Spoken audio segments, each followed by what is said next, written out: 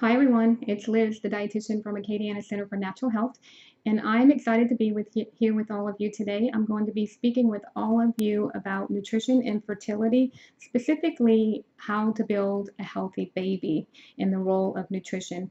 I'm going to be highlighting the components of my absolute favorite diet, not only for my personal use, but it is my favorite diet to teach my patients on a regular basis, and that's the Mediterranean diet. But before I jump into its unique components, I did want to share a few pieces of literature that support the Mediterranean diet as being a really good diet of choice for anyone that is possibly at that point in life where they're trying to conceive a child or maybe they're already pregnant. And so, whenever you look into the literature, you'll find that there's a tremendous amount of literature that supports that women who follow a Mediterranean diet while pregnant, they have a lower incidence of preterm delivery, which is very important because there's so many important steps in the process of building a healthy baby in that last trimester, especially with the development of their lungs. So we definitely want to keep them in the womb until they're ready for delivery. So a Mediterranean diet has been shown to help make that happen or increase the outcome of that happening. A Mediterranean diet has also been shown to reduce the incidence of birth defects, and particularly congenital heart defects. So that makes a lot of sense when you start to really look at the components and the nutritional power of the diet. There's so many rich nutrients that will go into building a healthy baby that you can definitely achieve through a Mediterranean diet. And then finally, there's been a tremendous amount of research that even shows that the health of the child beyond the womb is benefited. Women who follow a typical Mediterranean diet while pregnant have children with lower incidences of illnesses such as asthma. So we definitely know that the research is there, not only for those who are going through that season of life where they're trying to enhance their fertility or maybe build a healthy baby, but for everyday life in general. So I want to jump now into the components of the diet. Um, One of the most compelling components, the most obvious components, is that the diet is very rich in color. So when we think of color, we tend to think just of fruits and vegetables, but we also need to include spices in our definition of color when it comes to the diet. We want to be on a Mediterranean diet getting a variety of different sources of color.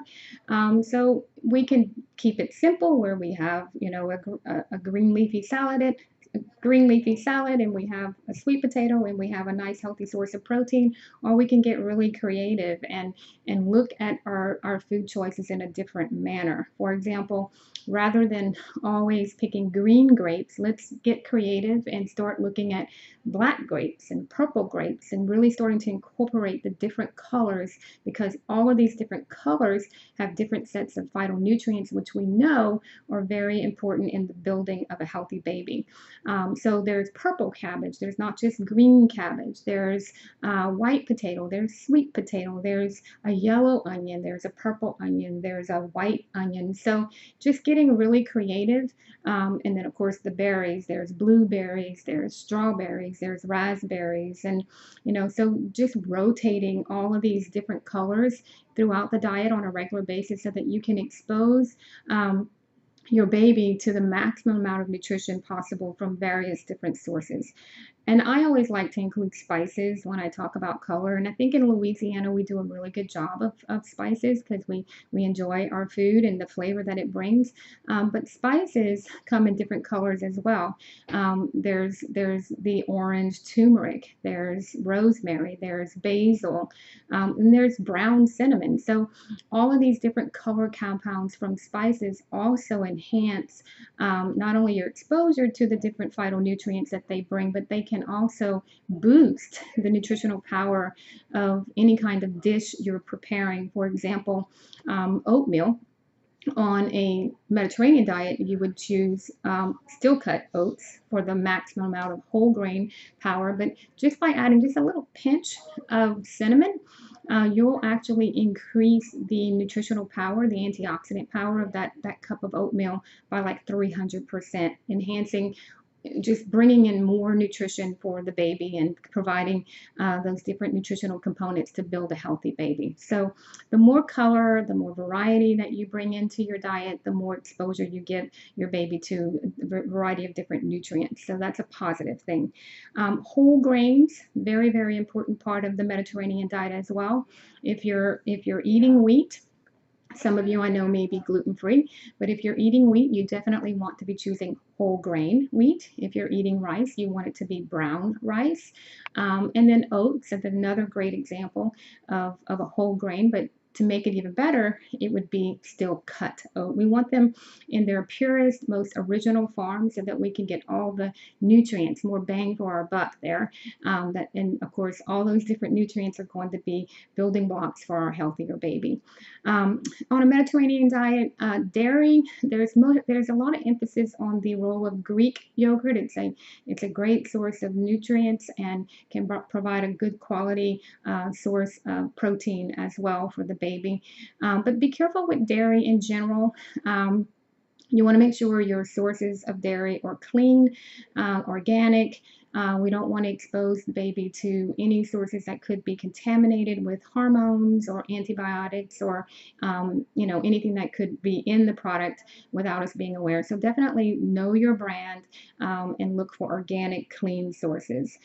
Protein, good quality protein is a major, major component of the Mediterranean diet as well. Here, there's more emphasis on chicken and turkey and fish, particularly fatty fish like salmon and tuna and sardines, these kinds of fish that are rich in omega-3s naturally. And most likely, if you were pregnant, you have heard of the benefits of omega-3s from the perspective of building the baby's brain and making sure that it's getting the right nutrients to make sure that everything goes the right way there as well. But with meat in general too, just like with dairy, you do want to make sure that your sources are clean. So grass-fed, organic, free range, these kinds of sources to make sure that you're not exposing the baby indirectly to things that could, potentially bring harm to the development of the baby. Lots of plant-based fats on the Mediterranean diet, so nuts and seeds, avocados, olives. These bring in a variety of different vitamins like vitamin E, but also omega-3s. So these are all necessary components of that diet as well. Let's see if I missed any parts. Oh, I didn't talk about this. I did want to say this. I feel that it is important for you to know too that when you're building, when you're designing your diet, that you also understand that things like leafy greens and beans and peas, these are great sources of folate. And I know that many of you have done your homework and you know that folic acid is a major player in the development of the baby. And you get really good sources just in your diet, just a cup or two of leafy greens, which is really easy to do with a big salad. And you can enhance all that with olive oil and nuts and seeds and really build a beautiful salad on a Mediterranean basis. Just in no time at all. And but the green leafy vegetables, the beans and peas, these are great sources of folate. So those are things that you would want to possibly incorporate into your diet on a regular basis as well. And then finally, just one little last tip about water. One of the major features of the Mediterranean diet is that it's very rich in fiber. And while you're pregnant, of course, you're going to be a little bit higher risk for constipation. So when you're eating more fiber, you definitely need to match that with water intake.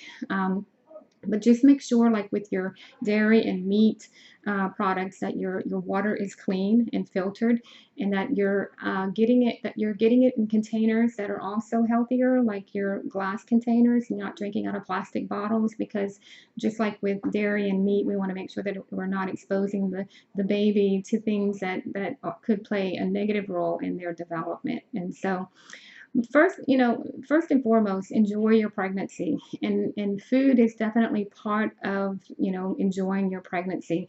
And if you go online and you start really looking specifically for different things you can do with different kinds of foods in your diet and really make them more Mediterranean, you'll find that there's a whole flavor out there that maybe you haven't experienced with enough, and it'll make the journey of developing that baby a little bit more fun, a little bit more exciting, and definitely a lot more tasty. So I hope that what I've shared with all of you today is beneficial. Of course, if you should have any additional questions, please just give us a call. Thanks, everyone. Y'all have a great day. Bye bye.